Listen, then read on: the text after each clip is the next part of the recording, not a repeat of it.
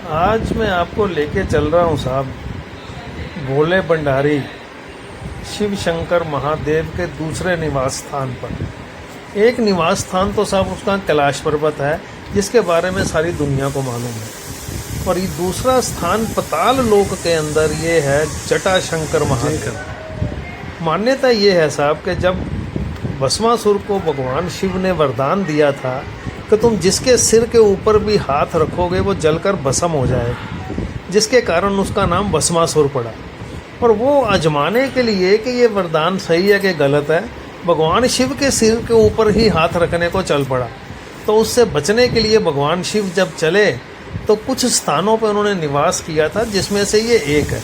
और ये स्थान उनको इतना पसंद आया कि उन्होंने इधर अपना दूसरा निवास स्थान बना दिया। बोला जाता है साहब भगवान शिव के दो निवास स्थान हैं, एक आकाश लोक में और दूसरा ये पताल लोक में। ये साहब ऊपर से लगभग आपको 1-1.5 किलोमीटर 2 किलोमीटर नीचे चल के आना पड़ता है। घाटी के अंदर बनी हुई एक तंग सी गुफा के अंदर ये मंदिर है। जटाशंकर महादेव के नाम से इसको जाना जाता है।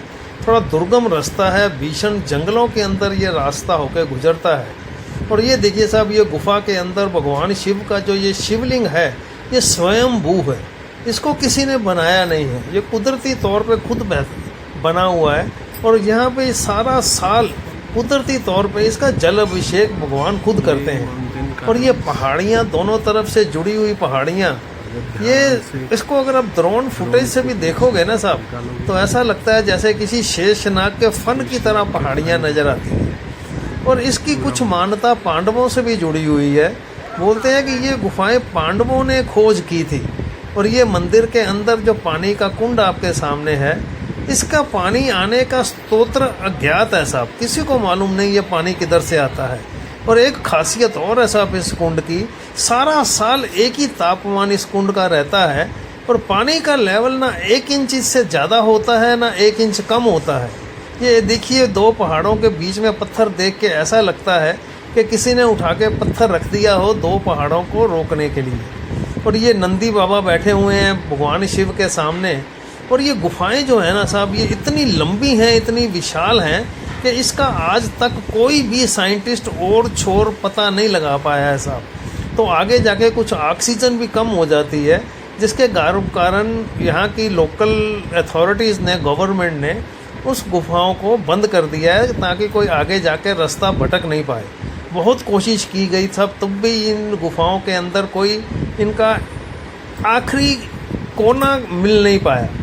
और बहुत प्राचीन मंदिर है साहब, बहुत मानता है इसकी।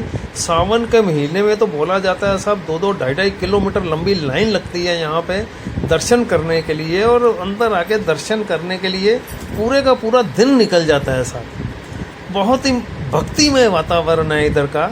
और ध्यान के लिए बोलते हैं कि ये गुफाएं इतनी बढ़िया जगह है कि जो ध्यान की प्रकाष्ठा में आप अगर 1 महीने में पहुंचते हो तो यहाँ पे आके वो अपना आप 10 दिन के अंदर या 7 दिन के अंदर 1 हफ्ते में आप अपने ध्यान की उस अवस्था को प्राप्त कर लेते हो। और ये जो छोटी बनी हुई पिंडियाँ आपको दिख रही हैं ना साहब, ये बोलते हैं ये वो देवगण है जो भगवान शिव के साथ में उनके साथी रहते हैं, वो पिंडी के रूप में यहाँ पे विराजमान है। बाकी इस जगह का मैं और क्या वर्णन करूँ साहब, जब मैं गया था तो मेरे को ऐसा लगता था कि मेरे सब दुख तकलीफ़ महादेव भगवान भोले शंकर ने अपने पास ही रख लिए और मेरे को एकदम हल्का फुल्का आशीर्वाद देके भेजा। धन्यवाद।